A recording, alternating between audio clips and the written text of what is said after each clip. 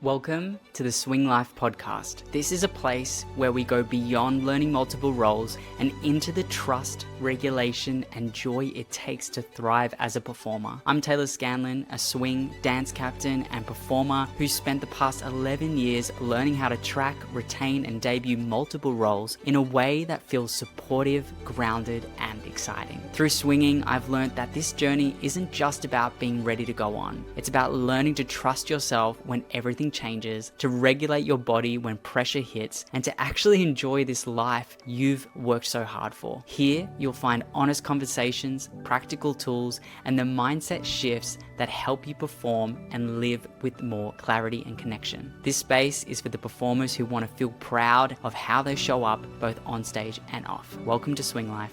Let's dive right in.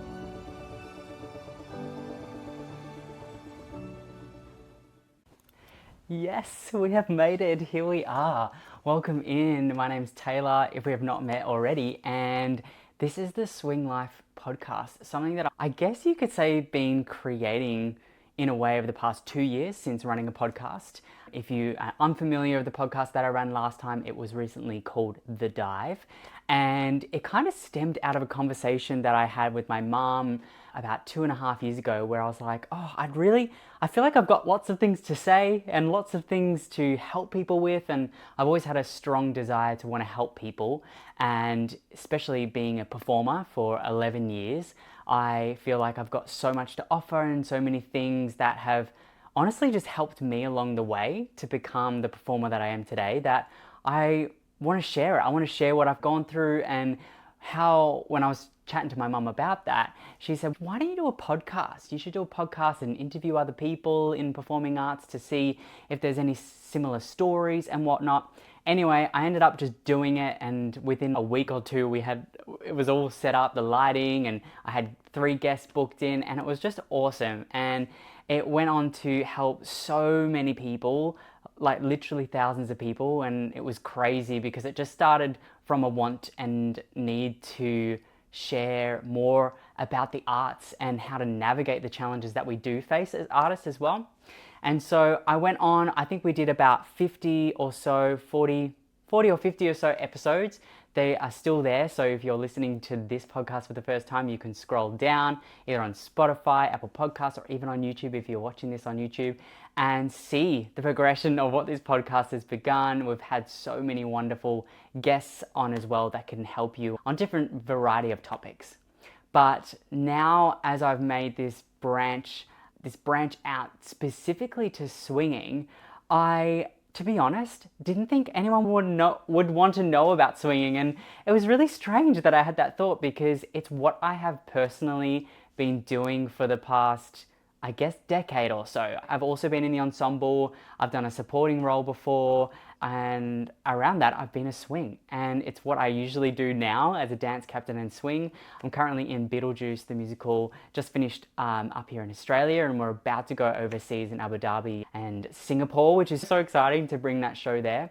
And I have been a swing for, I believe it's about 8 or so contracts now. So I feel like I'm at least a little bit qualified to share on the aspect of swinging, what it is, and really how it's helped me. And that's what I wanted this first episode to be about. What is a swing? What is swinging actually?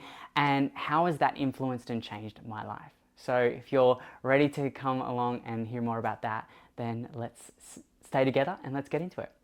So what is a swing? You may have been thinking, what is a swing? Or maybe you've heard about it before and you just really a bit unsure about what the actual role of a swing is.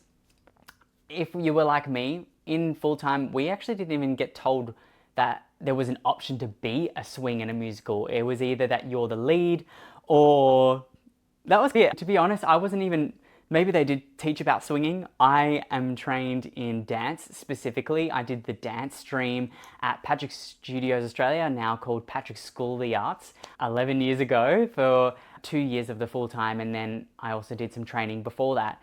But I was strictly in dance, so I had not even my mind set on musicals, which is crazy, because if you are currently studying right now, you're in full-time and you're really honing in on the musical theatre aspect, amazing. You're already like a few years or so ahead of me. I was strictly going into my dance. I really loved the dance, and to be honest, musical theatre was never really on the cards for me. I wanted to be a contemporary dancer, and I really liked the fluidity and lyrical and all that sort of stuff. So I really didn't even think that musical theatre was going to be something that I was getting into. And I ended up doing a bit of musicals, but let's first of all just answer the main question. What is an actual swing? Now, having done it for a while, what is it? In my opinion, a swing is a part of the cast, of a musical, and it's an essential part of the cast. And usually there's, depending on the show, there's about 3 to 6 different swings. And the main role is to cover the ensemble that may be in doing a feature part or even just an ensemble track. You can cover up to 5 to 20 to whatever amount that the show needs. And the main purpose is that you are there every single night, every single show, and able to step in to a ensemble track if they are sick, injured, or just can't be there. Maybe they have annual leave.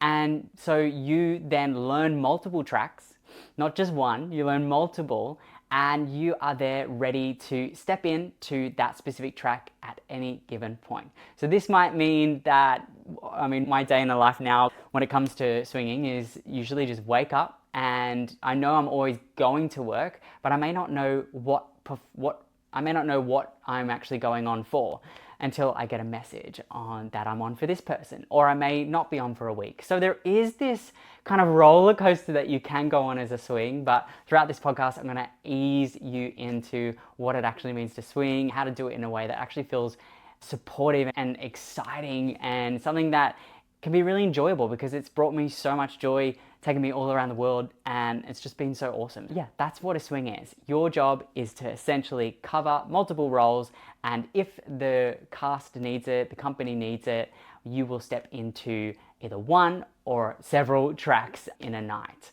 So that's what a swing is. You can also see it as an understudy or a cover. Depending on what musical you're doing or what company you're with, the complexities of it can be different, but essentially that's what a swing is. Like a stand-in, someone that can cover up to multiple different roles. For my instance, now on Beetlejuice, we can cover up to 13 different ensemble tracks. And they're not full ensemble tracks, if I'm being honest. There's probably, I believe, 5 or 6 main dancer tracks, so that's the heavier, denser amount of tracks. And then the others are more character-based, but still, you're still learning a full track anyway. So let's paint back. So now that you know what a swing is, I just want to share with you just a little bit. I didn't really want to make the first episode a massive brain overload, but I just want to share with you why I'm making this podcast, why I'm making this education, and really why swinging was the topic that I wanted to talk on. So like I mentioned, the swinging role came to me out of nowhere. So I was straight out of full-time. I got Cats the Musical, which was so cool, and I got to tour around New Zealand and Australia, but I was in the ensemble and I covered a few different characters. And I loved the fact that I could cover other people, but I was in the ensemble, so I still didn't have an idea of what a swing was, even though when you're covering someone, you're doing half of the role already, minus that you just got to be on every single night in your own ensemble track. So when I first got my glimpse that I wanted to swing, or it was something that brought me joy, was in a cover call in one of my first contracts with Cats. And I was in a cover call to cover Mr. Mistopheles, which, if you don't know, is a very high dance-based male identifying cat in Cats. And I remember going to the cover call, and the resident director at the time, she was teaching the main guy what the role was, the dance that he does, and I was just in the back corner, living my best life, watching and absorbing it all. And essentially it came to a point in that same rehearsal, they asked me to get up and let's step through it just together. And it was quite funny because I actually, when they played the music, I just knew it already. Fully immersed myself into learning the track when he was teaching it. So when I went up, I felt like I already knew it. And I was really enjoying it too. So I guess the resident director at the time, she was shocked to be like, have you learnt this already? What's going on? And so in that moment, I was like, oh, maybe this is something that I find joy in. Maybe I want to discover this more. And fast forward through my career, I've been in and out of ensemble tracks and then back to being dance captain in a swing. And the first swing experience I ever got was back on Cats. So I guess from that moment on, I was able to go on in the first contract, I was able to go on for a few covers and I was really enjoying it.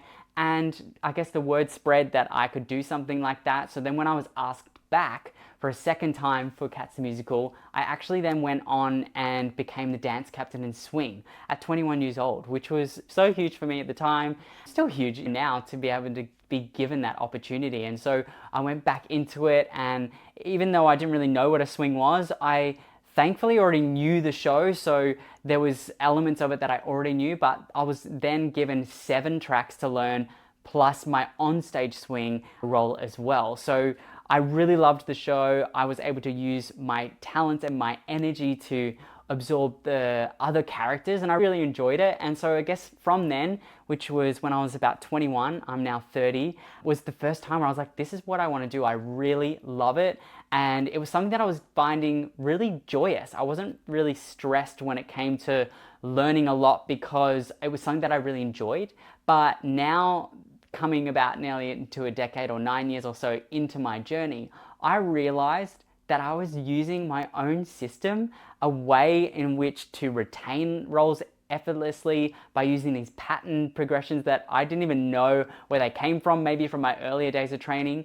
And what I want to share with you is that when I was first starting out as a swing, there were elements where I was doing way too much, meaning taking so many notes, staying up really late at night, and just doing all the things. So I've definitely gone on the roller coaster of what it means to be a swing.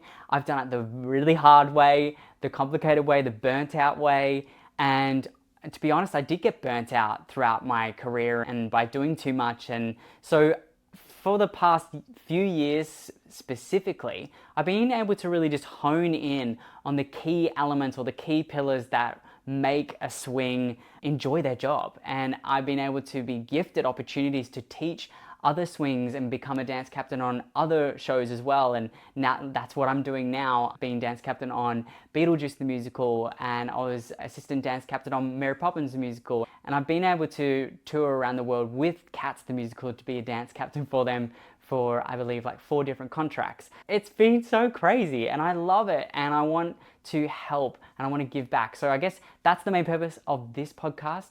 I've got some really exciting things coming that I want to put together and publish and give out to the world of swings and covers. And ultimately, I'm just looking to alleviate stress that I see in the industry. I see a lot of people stressed when it comes to learning multiple tracks or in the rehearsal room or just navigating the life as a swing and as a cover, because to be honest, it's really not taught. It's not taught at all, and it's not really taught up to date. So I'm here and I'm really keen to start bringing this education forward to share what I've learnt and known and honed in. I hope to bring stories from other people in, maybe get some interviews on here as well with other covers and swings, and not only share with you the practical side of what it means to be a swing, but the ins and outs of what my story has been to get to where I am, in hope to support you in your own progression and your own growth. Because if you have been a swing before and you're listening to this, you are going to find your own way over time. But there are some key important steps that I'm going to start teaching through here online that are going to help you not have to wait nearly a decade to hone it all in. Maybe a shorter time. I guess I'll usually do a little bit of a recap, but essentially I share with you today that what a swing is. I have a little bit more about my story and what I'm doing now and why I'm doing it. And if you haven't already, I have already got a free template that you can use in rehearsals. If you're just about to start a rehearsal period as a swing, I've actually designed a free template you can download right now. Go check it out in the show notes. It's essentially a tracking sheet. So how to track multiple roles in a rehearsal room. I've given you a template that you can print out and take with you in rehearsals, or even use on your iPad.